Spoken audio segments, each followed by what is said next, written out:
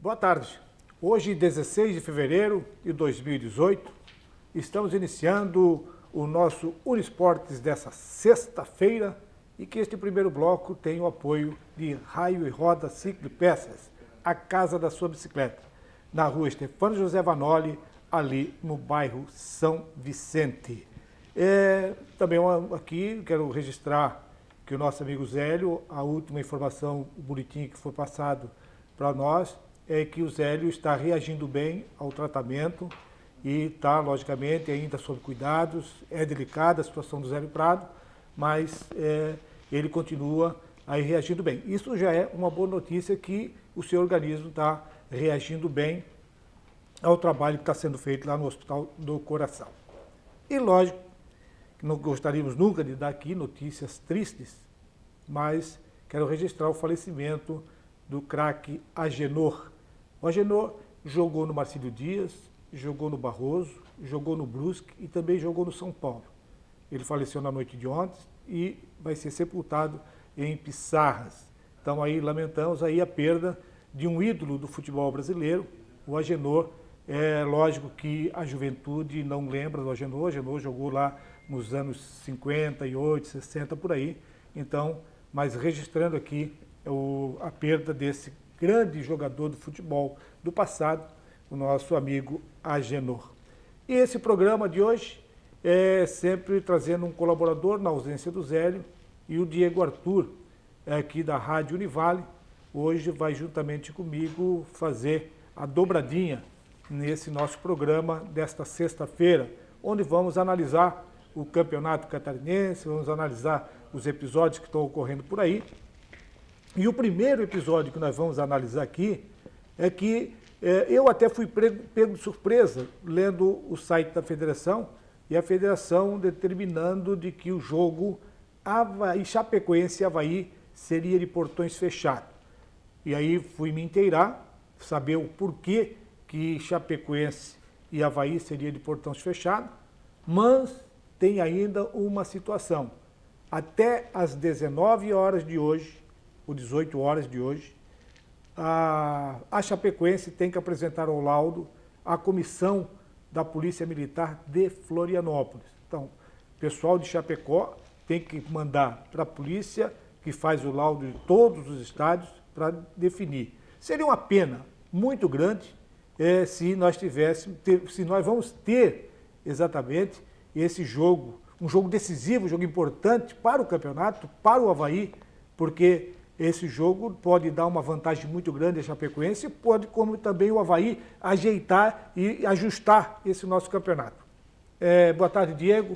Diego, nessa situação da Chapecoense, você acredita que vamos jogar com portão fechado, ou a federação vai abrir mão e teremos público nesse grande jogo? Boa tarde. Boa tarde, Eladio Cardoso. Boa tarde, pessoal de casa. Eu acredito que ainda há chance de se reverter essa situação. Como você citou, a Chapecoense tem até hoje ainda para apresentar esse laudo.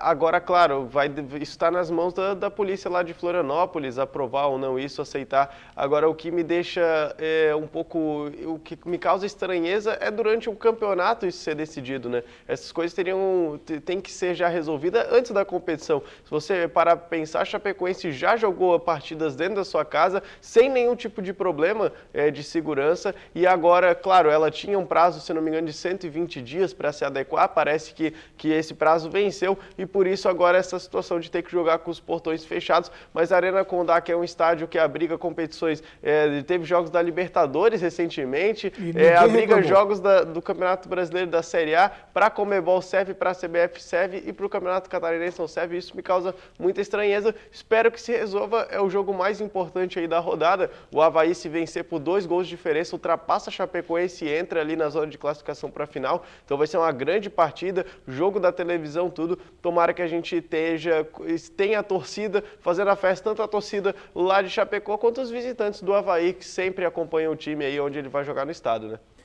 Diego, esse episódio, eu não sei se você lembra, aconteceu aqui na primeira rodada do campeonato. O Joinville, não foi na primeira rodada, foi no primeiro jogo do Joinville em casa. Deixa eu ver se o Joinville jogou em casa contra o Brusque. Esse jogo do Joinville contra o Brusque também tinha sido interditado pela Polícia Militar. Aí eu me inteirei para saber o que aconteceu, por que da interdição. Primeiro o fato do Joinville. O Joinville, quando remodelou o seu estádio, eles fecharam o fosso e ampliaram. Ali naquela parte de baixo onde era o fosso, então a arquibancada desceu até naquele setor ali. E tem uma distância. A medida que foi pedida para aquele acrílico que você coloca na frente, ali para proteção entre a arquibancada e o campo, teria que ter 2,10 metros. O Joinville mediu 2,10 metros do gramado até onde termina o vidro. Só que ele fica acima, então ele vai ficar mais ou menos no peito do torcedor. Né? Então ele teria, segundo a polícia lá de Joinville, teria que, não de Joinville, de Florianópolis, teria que ser 2,10 metros dali, da base de onde fica o torcedor. Então 2,10 metros. Então, quer dizer, o torcedor não iria ter o pescocinho por cima, ele teria que assistir, quem está ali embaixo, teria que assistir pelo vidro ali, aquele acrílico. Mas, politicamente, o Joinville mexeu os pauzinhos e foi liberado. O Joinville também estava nessa mesma situação de ter que reformar. A Chapecoense agora vai ter, eu acredito até, que como houve esse acerto, esse ajuste com o Joinville, deve haver também com a Chapecoense. Apesar de que o noticiário que está saindo aí é que a Chapecoense tinha sido notificada de que teria 120 dias para resolver o problema e não foi resolvido.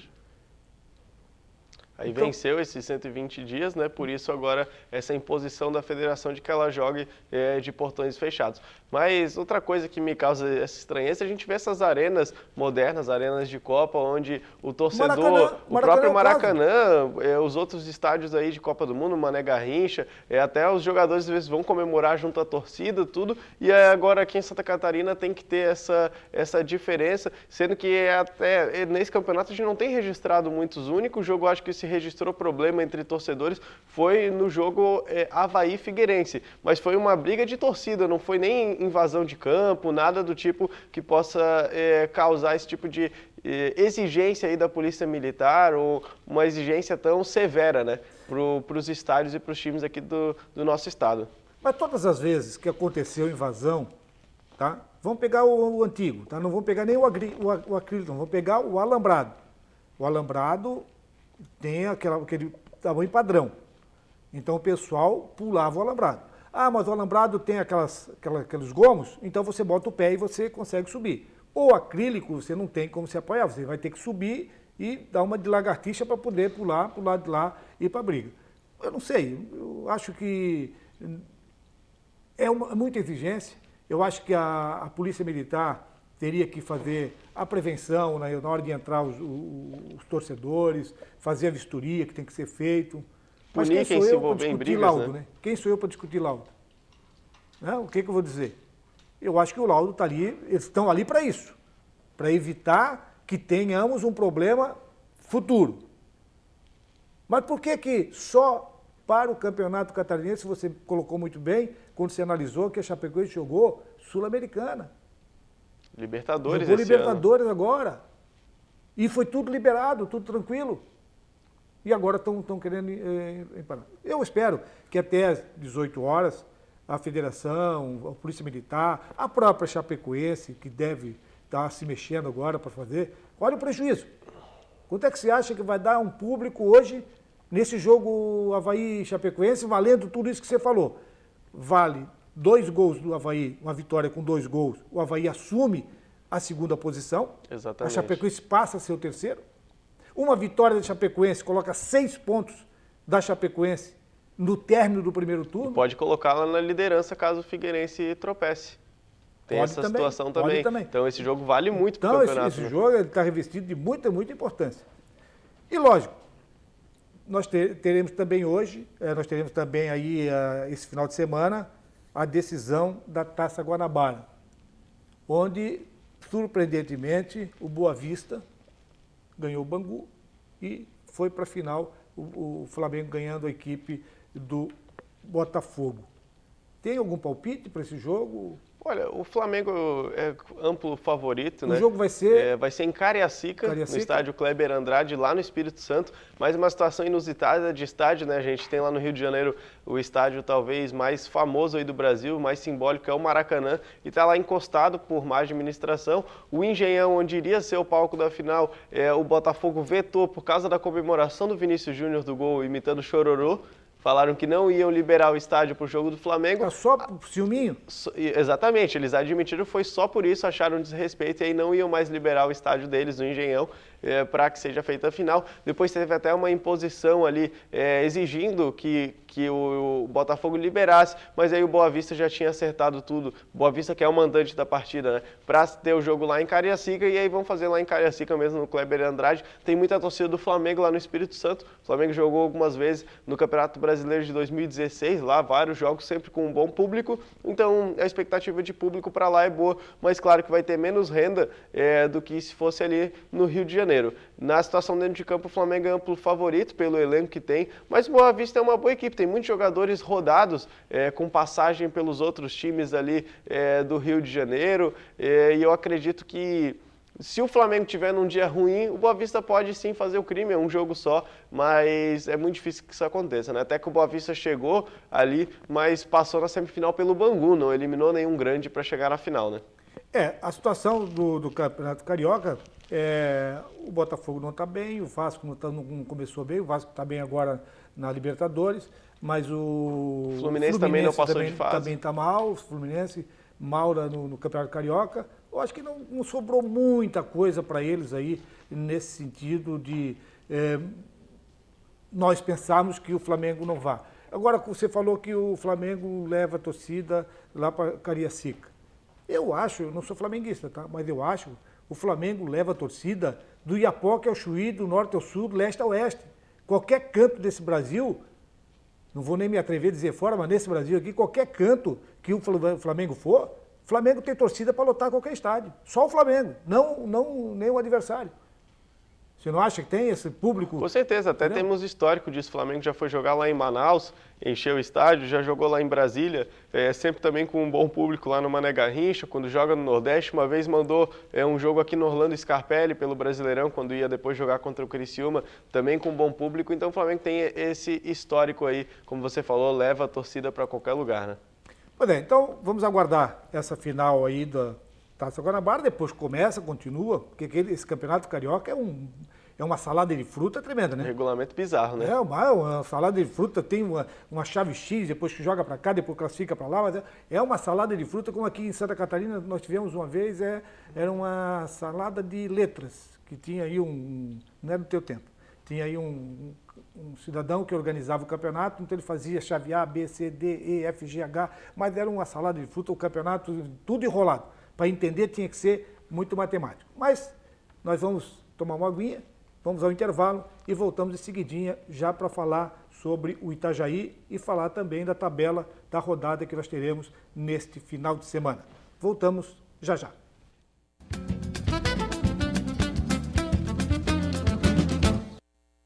Volta, e nessa volta, este segundo bloco tem apoio do Restaurantes Paraty, a sua casa fora de casa, servindo almoço de segunda a sábado, com uma grande variedade de carnes e saladas, e é uma comida caseira. Fica ali na Avenida 7 de Setembro, na esquina do Centro Comercial Marcílio Dias. Nós falamos aí sobre o Arena Condá no primeiro bloco, falamos aí também da decisão da Taça Guanabara, e aqui em Itajaí tivemos ontem uma solenidade que foi do Itajaí Esporte Clube, Diego? Clube Atlético Itajaí. Clube Atlético Itajaí. Isso. Já, então, adiantando, Eládio, ontem o fundador do clube, o fotógrafo Fábio Bartelt, que foi quem fundou em 2016 o Atlético Itajaí, ele esteve aqui na cidade, ele que é daqui, mas mora lá em São Paulo, esteve aqui para fazer a entrega das duas taças que o Atlético Itajaí tem, uma de vice-campeão juvenil da Série C, 2016, e de campeão catarinense da Série C, do profissional, também de 2016, e entregou essas taças pro entrou o William, que é o novo presidente, e o William já apresentou como que está o projeto do Atlético Itajaí para esse ano, que vai disputar a Série C do Catarinense. O Atlético, inclusive, firmou uma parceria com a empresa Praiana, vai ser um dos patrocinadores do time e deu 2 ônibus para o clube. Ele vai ter um para treinos e um para viagens, então já está se movimentando e se estruturando aí para fazer um grande ano, tentar, quem sabe, já conseguir um acesso para a Série B do ano que vem. Tá bom, Diego, o Fábio, que a gente conhece aqui, o Fábio é filho do pai, que foi presidente muito tempo do Barroso, e o Fábio, ele fundou esse clube, e por que razão? Ele fundou o clube? Não, por que razão que ele se desfez do clube? Isso, ele fundou o clube, foi campeão da Série C, e aí na disputa da Série B, um dos seus principais parceiros, que era o Lucas Franzato, dono do Cianorte lá do Paraná, outro clube, ele acabou saindo dessa sociedade e aí ele teve algumas dificuldades para encontrar recursos para disputar a Série B daquele ano. E também teve aquela questão do Sub-23, dificultou muito para ele. Um campeonato sub-23 tem menos visibilidade, e aí para conseguir patrocinadores, apoiadores, muito em cima da hora já do campeonato foi decidido isso, e ele acabou se licenciando, e aí apareceu o William, que no futebol amador aqui da cidade é muito conhecido, ele que atualmente é presidente do Trevo, já conquistou vários títulos do amador pelo Trevo por outros clubes também, cuida de escolinha, ele chegou com o Fábio e falou que tinha vontade de tocar esse projeto, de que o Fábio passasse o Itajaí para ele, e foi isso que aconteceu. O Fábio passou o Itajaí para o nome do William e o William está tocando esse projeto, mas o Fábio disse que não faz parte da diretoria, não é dono de nenhuma ação do clube, nada do tipo, mas é torcedor e vai ajudar no que pode. Aí, ele conhece muita gente, tem seus contatos, disse que vai continuar torcendo e contribuindo com o que puder aí para o Atlético Itajaí, mas quem comanda hoje é o William Santos. Tá, no caso, o Fábio não vendeu. Ele vendeu. Vendeu? Entrou Isso. grana? Não sei como foi a negociação, talvez por um valor mais baixo, mas ele vendeu a parte dele para o William. No contrato social lá deve ter valores de transferência, né? Sim, sai o Fábio e entra porque fulano. Porque o William ele tinha vontade de profissionalizar o Trevo, mas para você profissionalizar um clube tem todas as taxas de federação, CBF que você tem que pagar, e aí saía mais em conta o Fábio oferecer um valor menor para ele já pegar o Atlético Itajaí pronto do que ele teria que pagar para profissionalizar um novo clube. Então, para o William foi vantagem, para o Fábio também, que estava com o clube lá licenciado, encostado, vamos dizer. Né? Tá, você falou, então, que o William está pensando num clube da ponta até o final, que é a base até o time principal. Ele tem onde fazer essa escolinha, esse trabalho de escolinha? Tem onde era a escolinha do Trevo, já está sendo a escolinha do Atlético Itajaí agora. Ele também já fez as peneiras, montou os times das categorias Sub-13, Sub-15, Sub-17 e Sub-20. Então já tem as categorias, já fez as escolinhas, já selecionou os atletas e agora vai começar os treinamentos, já contratou uma comissão de base. O treinador era um menino que era um rapaz que era técnico ali da categoria de base do Brusque, vai comandar as categorias de base, já tem preparador de goleiros, fisioterapeuta, então ele já está com toda a estrutura montada. O campeonato de base ele vai disputar o Catarinense Sub-15 aberto, o único time de Itajaí que vai disputar, e o Sub-17 é o catarinense obrigatório. Para o Sub-20 ele vai procurar competições ali para participar depois. Só finalizando o assunto Itajaí, o Itajaí também vai participar do Campeonato Amador? Ele pretende participar, talvez não ainda nesse ano, mas pretende sim que o Clube Atlético Itajaí participe do Amador, talvez até com o time Sub-20, para dar uma rodagem e depois ver os meninos se destacam para utilizar aí no Catarinense Série C profissional. Tá, então um dos projetos do clube, ainda não está certo se vai ser para esse ano. Então você sentiu nessa apresentação, nesse recebimento dos troféus, que o William está super motivado para esse novo empreendimento dele? Isso, ele está com o projeto com pés no chão, sem dizer que vai estar na Série A do Brasileiro daqui a 5, 6 anos, pensando passo a passo. Eu acredito que, com foco na formação de garotos, nas categorias de base, acredito que pode sim ser um terceiro time, a princípio, aqui em Itajaí, e quem sabe crescendo aí ao longo dos anos. Já está difícil. Nós temos o Marcílio, tem o Barroso, tem mais agora o Itajaí, e arrumar dinheiro para esse povo todo não vai ser fácil. Mas nós vamos agora para a tabela dos jogos que aconteceram ontem e jogos que vão acontecer nesse final de semana e, lógico, fazer aqui uma análise no campo, principalmente no Campeonato Catarinense. Vamos à tabela? Então, na nossa tabela, no Campeonato Paulista, na quinta-feira, ontem, portanto, Novo Horizontino 0, RB Brasil 2. Palmeiras, ó, deu uma tropeçada no Linense. Palmeiras 2, Linense 2. Ó, Malo, o que houve com o Palmeiras, Malo? Não está mais 100%, mas continua invicto, né? Continua invicto. No campeonato, ainda no Campeonato Paulista, jogo programado para sábado, Santo André e Bragantino, São Caetano e Ferroviária.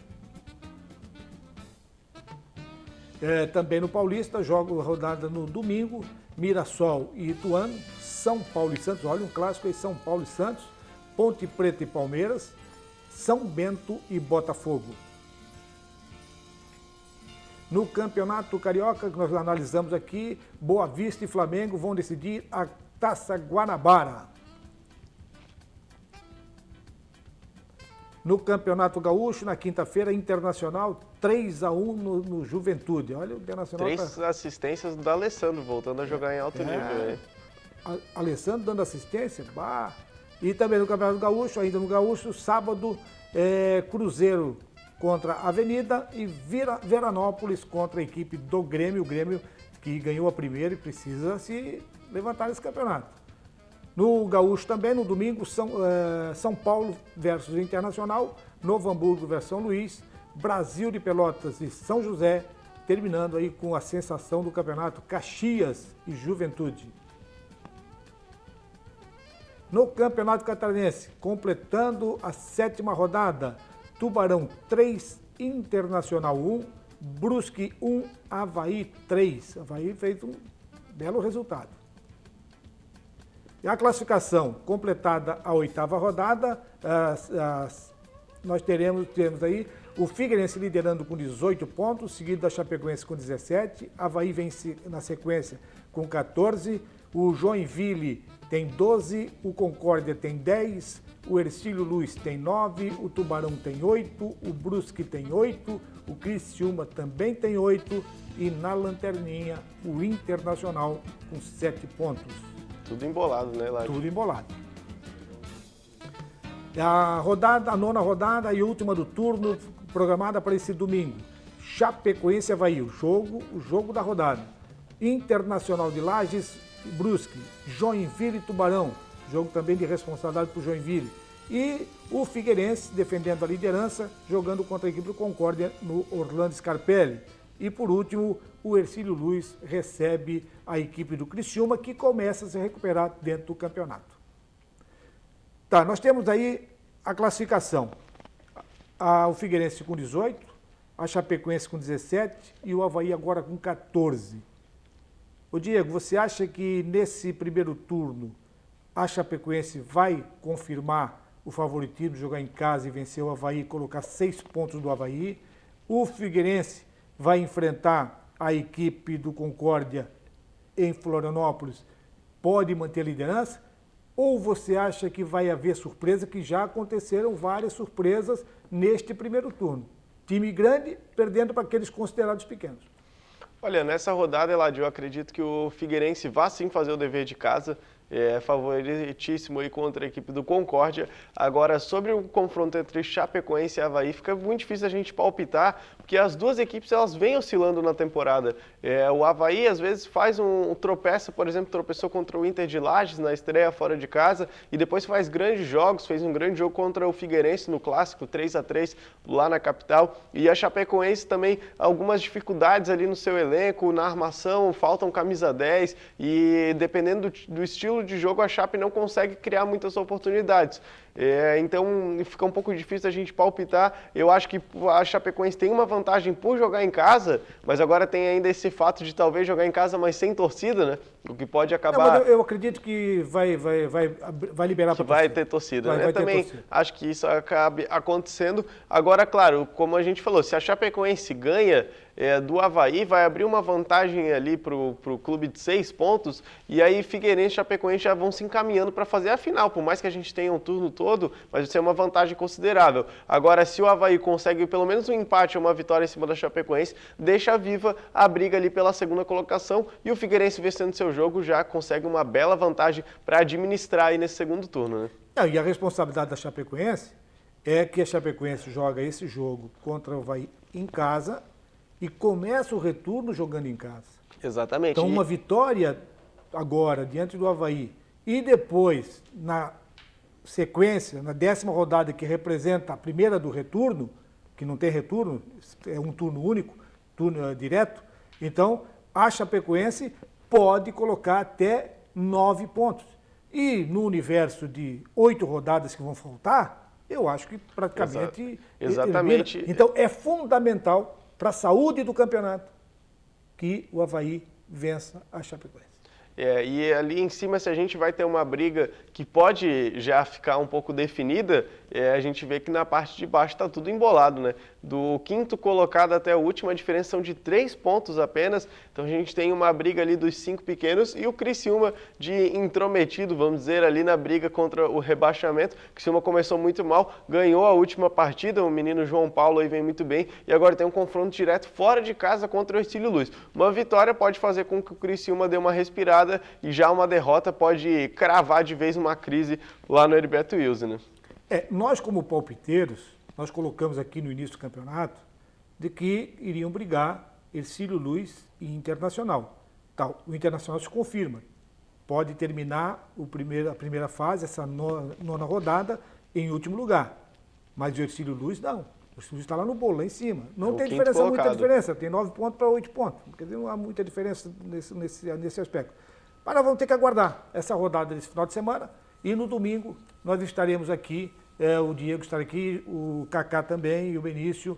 Nós vamos debater todo o resultado dos campeonatos que rolam por esse Brasil afora, principalmente focando aqui no nosso campeonato, que é o Campeonato Catarinense. E vamos ver o que vai acontecer, se a Chapecoense jogou ou não jogou com portões fechados. Nós voltamos no domingo. Um abraço e até amanhã. Até domingo.